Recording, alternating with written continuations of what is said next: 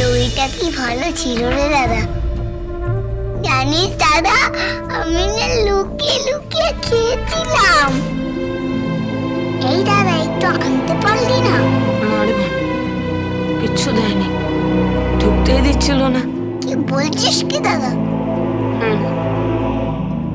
বাড়ির দরজা থেকেই বিদায় করে দিয়েছে আমাকে। মিমি তো জিনিসগুলো দিয়ে বলল চলে যেতে। জেঠিমা একবার দেখতে পেলে খুব অশান্তি করবে।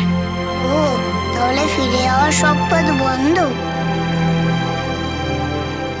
জানি না রে বোন, জেঠু বাড়িতে এসে কি করবে। জেঠু জেঠিমাকে খুব ভয় পায়, কিচ্ছু বলতে পারবে না। জেঠিমা যা বলে তাই তো হয়। জেঠুই লুকিয়ে লুকিয়ে ভালোবেসে আমাদের জন্য করে, খুব একটা বেশি কিছু করতে পারবে না। না রে বোন, জেঠু ফিরে আসলে কিছু একটা ঘটনা ঘটবেই, বড় কিছু ঘটবে। জেঠু এটা মেনে নিতে পারবে না, কিছুতেই না।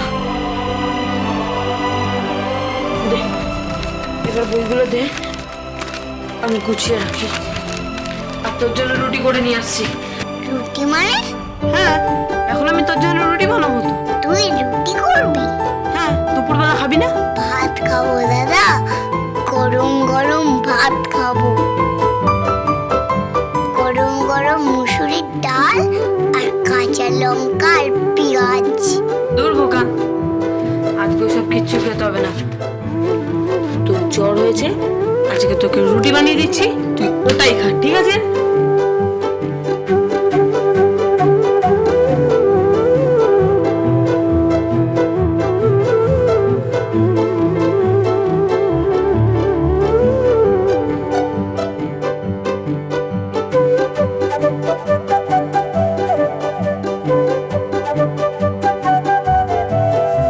দাদা, আমি মেখে দেবো? না থাক।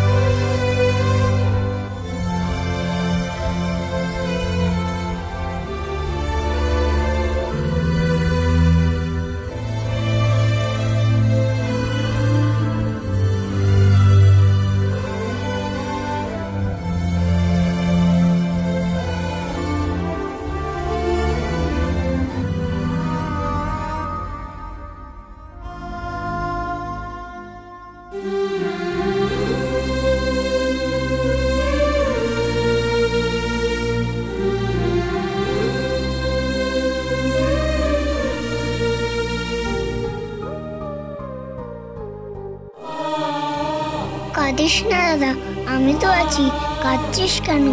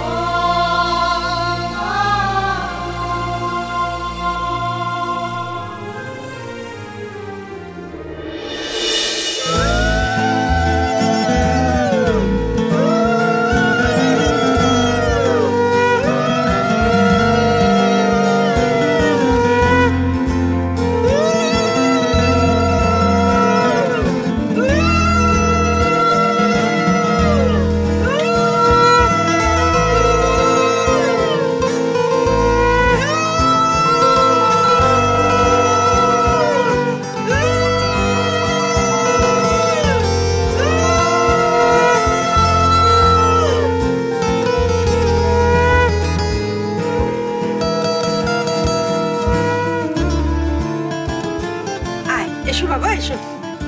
আয় আয় আয় আয়, এসো এসো এসো। আয় ফেবরি, আয় আয় আয় আয়। তারপর কি ব্যাপার, পথে কোনো কষ্ট হয়নি তো? না না, সব ঠিক আছে। দিদি শিগগির আয়, দেখ তোর মেয়ে জামাই এসছে।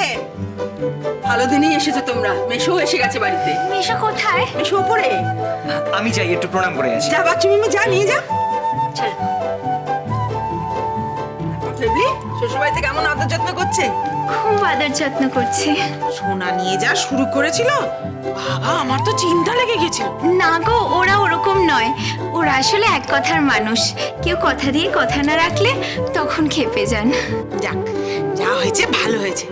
আমি বরং একটু বাজার করে আনি গে। ওমা, তুই কি ব্যবস্থা করবি? মদনা আছে তো, দাঁড়া। মদনা, আয় মদনা। কিরে দিদি?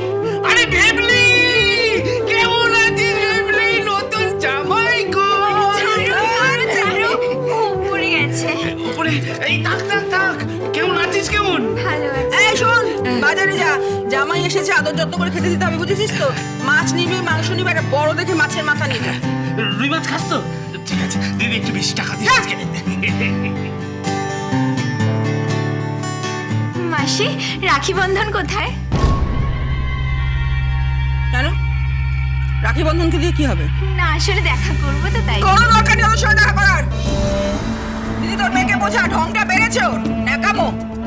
নেকামো কেন?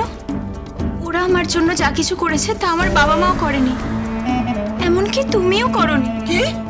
তোর যত বড় মুখ না তত বড় কথা। হ্যাঁ, তোর বিয়েতে এত কিছু করলাম, আমি প্রাণপাত করলাম, আর বাহুবা দিচ্ছিস ওদের। বাহবা দেব না? তুমি বলো না, ওইটুকু একটা শিশু ওর মায়ের সমস্ত গয়না আমাকে পরিয়ে দিল, এমনকি পুরো বাড়িটাও লিখে দিল। ওই দিন যদি বন্ধন টিপছাপটা না দিত, তাহলে গুন্ডাগুলো আমার বরকে গুলি করে দিত, আর গয়না না দিলে আমার শ্বশুর বাড়িতে আমাকে মেনেই নিত না। এক কথায় ওরা সবকিছু দিয়ে দিল, নির্দ্বিধায় সবকিছু। একবার ওদের মনটা দেখলে না, কত বড় ওই, তোর খুব দরদ উঠলে উঠছে না ওদের জন্য? হ্যাঁ, বন্ধন, রাখি। রাখি বন্ধন দাদা বাড়িতে নেই ভেবলিদি। নেই মানে? কোথায় গেছে ওরা? তাড়িয়ে দিয়েছি ওদের। দুটোকে ঘাট ধাক্কা দিয়ে বাড়ি থেকে তাড়িয়ে দিয়েছি। মাসি, কি বলছো কি? যা বলছি শুনতে পেয়েছিস? কানে গেছে কথা? ব্যাস, আজকের পর থেকে এই বাড়িতে রাখি বন্ধনের নাম উচ্চারণ হবে না বলে দিলাম, মাথায় থাকে যেন। মিশুকে দেখে এলাম, মিশু ঘরেই আছে। তুমি প্রণাম করবে তো? যাও। মেশুকে নিশ্চয়ই প্রণাম করব, তবে তার আগে আমি একজনের কাছে যাব। পায়ে হাত দিয়ে না হোক, হাত জোর করে প্রণাম করব। কোথায় যাবে তুমি? রাখি বন্ধনের কাছে। মা, রাখি বন্ধন কোথায় মা? বলো না মা, কোথায়? তুই বড় বেশি বাড়াবাড়ি করছিস ভেবলি। কেন বলতো ঘরের খেয়ে বোনের মোষ তাড়াচ্ছিস? কি বলছো কি তুমি মা? তোমার মেয়ে লগ্নভ্রষ্ট হতে পারতো, সে মরে যেতে পারতো, তার বর মরে যেতে পারতো। তাকে যারা বাঁচালো সেই রাখি বন্ধনের খোঁজ নিচ্ছি বলে তুমি বলছো ঘরের খেয়ে বোনের মোষ তাড়াচ্ছি? বলো না মা, কোথায় ওরা? আমি যাবো রাখি বন্ধনের কাছে, আমি যাবই।